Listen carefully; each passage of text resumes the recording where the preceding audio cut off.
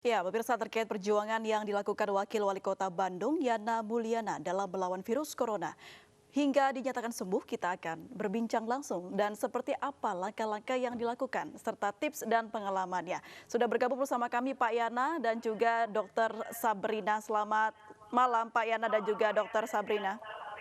Selamat malam, Mbak. Baik, saya ingin ke Pak Yana terlebih dahulu. Sebelumnya saya ucapkan selamat dan terima kasih Pak. Kenapa terima kasih? Ini menjadi optimisme besar bagi masyarakat yang selama ini resah dan gelisah mengenai virus ini dan Bapak mencontohkan kalau kita bisa melawan virus corona ini. Boleh diceritakan Pak seperti apa pengalamannya?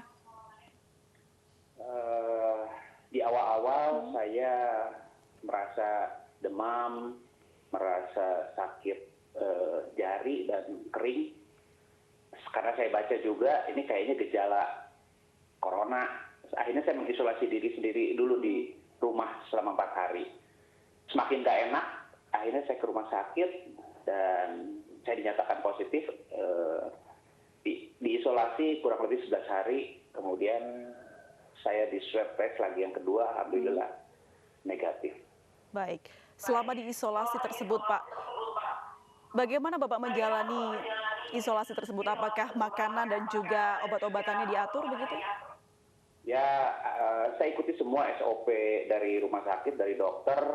Jadi saya di ruang isolasi 3x3, nggak ada TV, nggak ada apa-apa. Di infus, saya terbaring saja. Obat juga ada yang lewat suntik, ada yang oral. Dan makan juga saya upayakan tetap harus bisa makan dan minum. Dan obat semua ikuti dari tim dokter, dan alhamdulillah berkat doa, berkat semangat juga mungkin karena saya muslim, saya cukup punya keyakinan juga bahwa insya Allah semua penyakit ada obatnya dan semua semata-mata karena izin Allah saya bisa sembuh. Sugesti dan juga doa itu menjadi kekuatan ya Pak ya? Positif lah, mudah-mudahan itu yang juga membuat imunitas saya meningkat mungkin ya. Salah satunya. Baik Pak, sedikit flashback sedikit ketika Anda diisolasi begitu. Sedihkah berpisah dengan orang tersayang selama ya kurang lebih 14 hari? Ya pastilah gitu, karena begitu divonis positif, maaf ya, kebayang kematian gitu ya, karena memang nggak ada obatnya kan selama ini.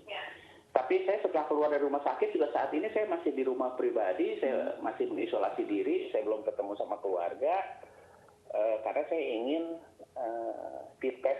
swab test lagi yang ketiga untuk meyakinkan sudah negatif benar, karena saya nggak mau saya menularkan ke keluarga, ke teman-teman, bahkan ke orang yang saya nggak kenal juga gitu. Jadi ya masih sabar lah sekarang. Siap, alhamdulillah sudah berlalu begitu ya Pak ya? Baik. Bagaimana Anda menjelaskan kepada keluarga? Tentunya ini penyakit yang baru dan ya tentu saja susah untuk menjelaskannya kepada keluarga. Ya, yang pasti saya minta doanya lah dari keluarga, sabar juga karena ya ini virus baru gitu ya, belum ada vaksinnya, belum ada obatnya. Jadi kekuatan doa dan izin Allah lah yang insya Allah membuat saya bisa melewati perjuangan yang sakit dan berat melawan corona COVID-19 ini. Baik, luar biasa sekali. Saya akan bertanya kepada Dr. Sabrina.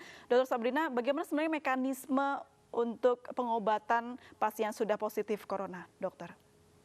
Iya, baik.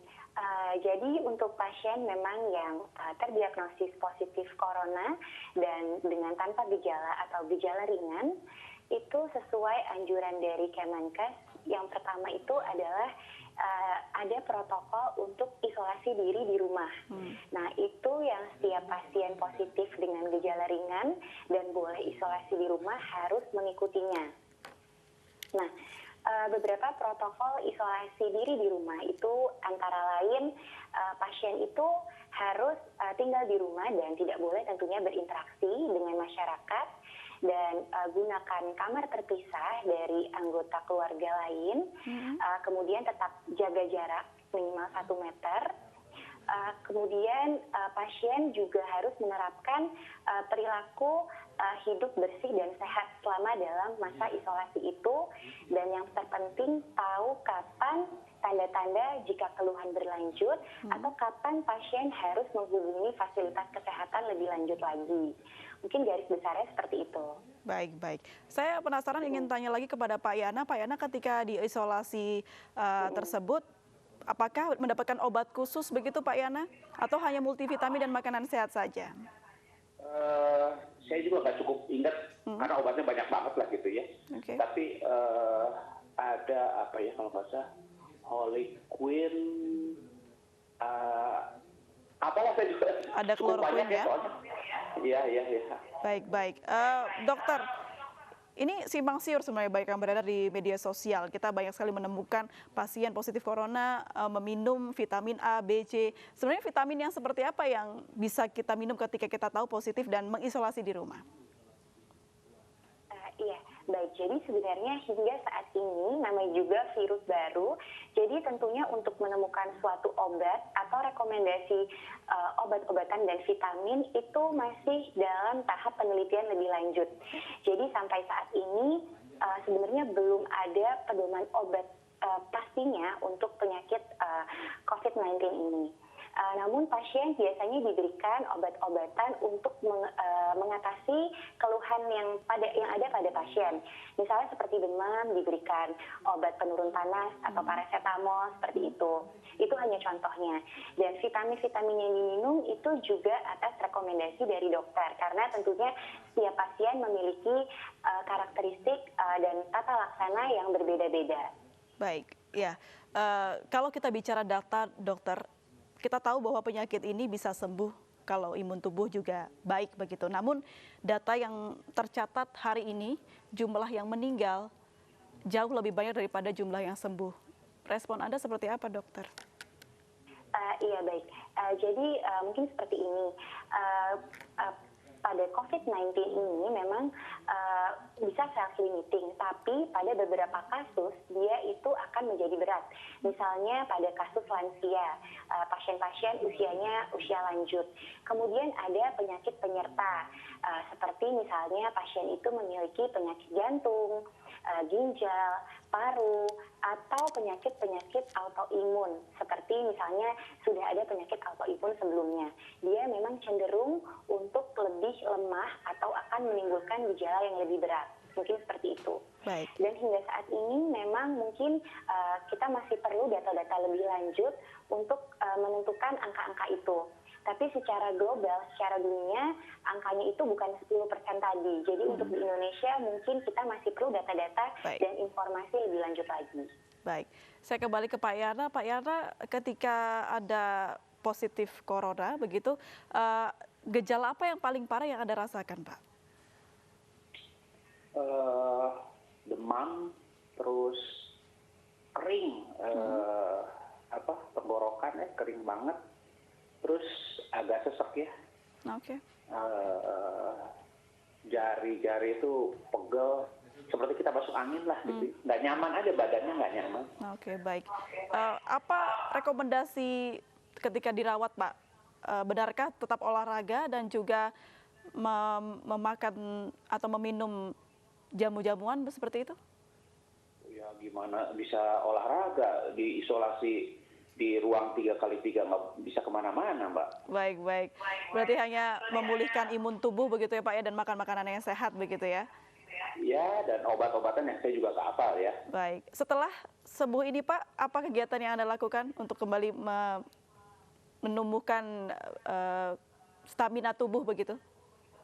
Sementara ini sih karena saya masih mengisolasi diri di rumah pribadi, belum ketemu keluarga, ya makan yang selera lah gitu ya, terus vitamin C, dan katanya juga olahraga ringan dan berjemur gitu ya. Ya mudah-mudahan lah insya Allah kondisi terus membaik dan tetap stabil ya insya Allah, dan semua atas izin Allah. Baik. Pak Yana, seperti yang saya katakan di awal tadi, Bapak ini seperti contoh dan optimisme tersendiri begitu bisa sembuh dari COVID-19.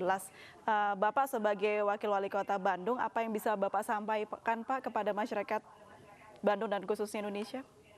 Jadi untuk saudara-saudara saya yang mungkin sedang dirawat, ikuti semua SOP rumah sakit dan dokter, makan, minum, apapun yang diberikan, karena insya Allah mereka juga berusaha yang terbaik. Kemudian yang masih tidak bergejala, diam di rumah, karena kelihatannya kalau saya baca cukup banyak orang yang merasa dirinya sehat karena tidak bergejala, padahal dia positif, sehingga dia tidak diam di rumah, dia jalan-jalan, dia bisa menularkan ke keluarganya, ke temannya, bahkan ke orang yang nggak dikenal. Jadi ikuti aturan pemerintah untuk diam di rumah, itu sangat penting selama minimal 14 hari. Mudah-mudahan itu memutus masa inkubasinya si virus corona ini. Dan kalaupun ternyata harus keluar rumah, jangan lupa, kalau terpaksa ya, jangan lupa masker tetap dipakai, jaga jarak, tangan harus selalu bersih. Jangan pernah sekalipun menyentuh area muka kita selama kita di luar. Tetap kita berperilaku hidup sehat dan bersih. Kalau pulang ke rumah, apa yang kita pakai, cuci. Kalau bisa mandi, kita ganti dengan yang bersih. Insya Allah dengan kita berperilaku hidup bersih dan sehat, insya Allah kita semua terhindar dari virus corona COVID-19 ini. Baik, kita masih bisa melanjutkan lagi perbincangan kita Pak Yana dan juga Dr. Sabrina. Kita tahan dulu, tetap bersama kami pemirsa di Special Report. Tadi Pak Yana sudah menginformasikan bagaimana tipsnya atau caranya agar tetap semangat melawan COVID-19 ini. Saya ingin tanya ke Dr. Sabrina, dokter, apa saja sebenarnya pola hidup bersih dan sehat yang harusnya dijalankan mengingat COVID-19 ini atau penyakit ini belum ada obatnya?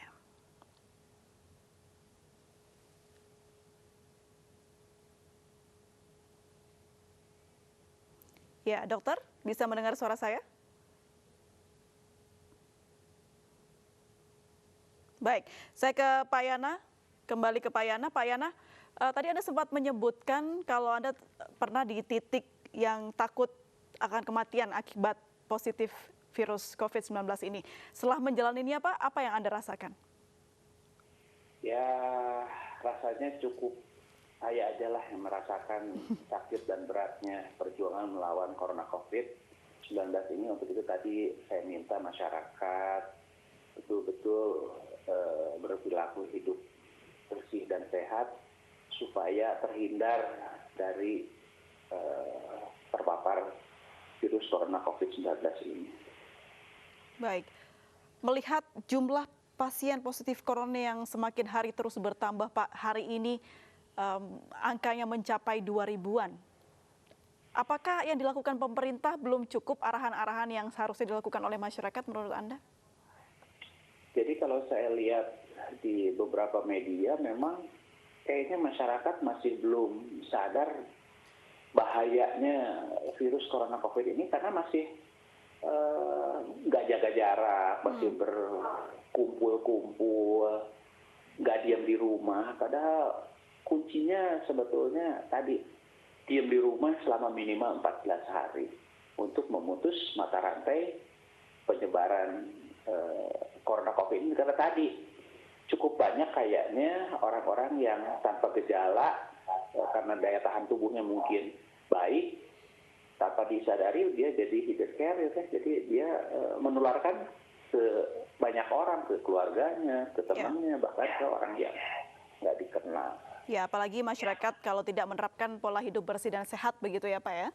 Iya. Baik, saya kembali ke Dr. Sabrina. Dokter, seperti apa sebenarnya pola hidup bersih dan sehat yang benar? Apa saja yang harus dilakukan begitu dokter?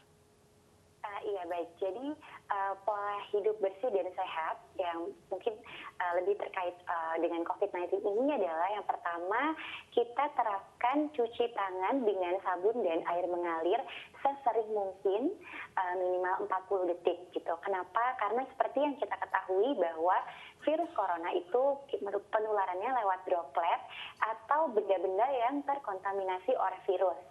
Nah, selain cuci tangan, kita juga disarankan untuk menghindari menyentuh wajah, terutama di area mulut, hidung, dan mata. Selain itu juga kita harus menerapkan etika batuk dan bersin. Nah ini yang sangat amat penting karena tadi penularannya dari droplet, seluruh masyarakat harus tahu etika batuk dan bersin yang benar itu bagaimana, yaitu menutup saat bersin atau batuk menutup mulut atau ditempelkan ke area siku. Lalu kemudian juga perlu makan dengan gizi yang seimbang, rajin olahraga, cukup istirahat, kemudian minum air putihnya cukup 8 gelas sehari, jaga kebersihan lingkungan, kemudian tidak merokok dan tidak mengkonsumsi alkohol, dan apabila ada keluhan seperti demam atau yang lainnya, segera hubungi tenaga kesehatan. Dan yang tadi, jika mulai tidak enak atau ingin ke rumah sakit, itu sebaiknya menggunakan masker, tidak naik kendaraan umum, dan terapkan tadi etika batuk dan bersin. Baik. Ada juga kebiasaan masyarakat yang dilakukan saat wabah COVID-19 ini, yaitu berjemur, Dok. Apakah berjemur cukup efektif, Dok, untuk menghalau COVID-19 ini masuk ke tubuh kita? Iya baik. Jadi berjemur itu secara mungkin bukan untuk membunuh virusnya, tapi untuk berjemur di sini yang dimaksud itu adalah agar kita mendapatkan vitamin D. Salah satunya adalah terpapar dengan sinar matahari yang baik gitu. Jadi memang berjemur disarankan, tapi bukan berjemur berjam-jam dan di atas jam 10. Jadi berjemur cukup di pagi hari sebelum jam 10 selama 10 sampai 15 menit. Seperti itu. Baik, ini menarik, Dok, karena di media sosial dan banyak platform lainnya yang menghibau justru di atas jam 10. Yang benar yang mana ya, Dok ya? Iya, jadi memang kebanyakan yang sekarang juga sangat viral 10 sampai 14. Jadi sebenarnya sinar matahari yang baik itu yang kita butuhkan, itu yang aman juga untuk kulit kita itu adanya jika di Indonesia atau kalau saya di Malang itu di bawah pukul 10, misalnya sekitar pukul 8 atau 9. Dan juga tetap sinar matahari itu tidak boleh terpapar selama berjam-jam. Di sosial media viral jam 10 sampai jam 14, kemudian selama berjam-jam berjemur di bawah matahari itu salah. Jadi tetap berjemur secukupnya 10 sampai 15 menit saja. Di bawah jam 10 pagi begitu ya, Dok ya? Iya. Baik, ada lagi kebiasaan masyarakat yang saat ini dilakukan begitu, yaitu meminum multivitamin. Apakah cara ini cukup efektif, Dok, dan sebenarnya seperti apa dosis untuk meminum multivitamin? Apakah betul setiap hari kita harus meminumnya? Iya baik. Jadi untuk meningkatkan imunitas seseorang itu tidak cukup dengan hanya minum multivitamin saja. Harus tetap yang paling penting itu adalah perilaku hidup sehat dan bersih. Jadi apabila kita minum multivitamin tapi tidak menerapkan etika batuk yang baik, tidak cuci tangan, itu semuanya tidak bisa tercapai. Jadi sebenarnya minum multivitamin itu boleh-boleh saja, tapi juga diiringi dengan pencegahan COVID-19 serta perilaku hidup sehat dan bersih. Baik, cukup satu multivitamin saja sudah cukup ya, Dok ya? Tidak perlu berlebihan? Iya, mungkin untuk dosisnya saya tidak bisa menentukan di sini karena jenis multivitamin itu sangat beragam dan kebutuhan setiap orang itu berbeda-beda. Mungkin lebih baik dikonsultasikan dulu kepada dokter atau boleh minta saran dari Digital Health lebih dahulu. Baik. Saya ke Pak Yana. Pak Yana, terakhir apa pesan yang bisa Anda sampaikan ke pemirsa Special Report? Jadi saya sebagai orang Muslim yakinlah bahwa setiap penyakit itu ada obatnya, tapi mungkin obatnya itu dari diri sendiri. Salah satunya mungkin motivasi, semangat, spirit untuk sembuh, dan doa itu yang sangat penting. Dan semua ini insya Allah atas izin Allah, mudah-mudahan. Baik. Masyarakat, tolong tadi betul kata dokter, berperilaku hidup bersih dan sehat, insya Allah kita semua terhindar dari virus corona COVID-19 ini. Amin. Baik, pesan atau sentilan untuk mereka yang masih nongkrong-nongkrong, Pak Yana? Ya, ikuti aturan pemerintah lah, untuk diam di rumah, untuk jaga jarak, dan lain-lain itu semua semata-mata untuk kepentingan kita semua juga, kepentingan bangsa ini, insya Allah. Baik, terima kasih Pak Yana sudah berbincang bersama kami di Special Report. Tetap sehat dan juga jaga kesehatan. Terima kasih Dr. Sabrina juga sudah memberikan informasi yang sangat bermanfaat.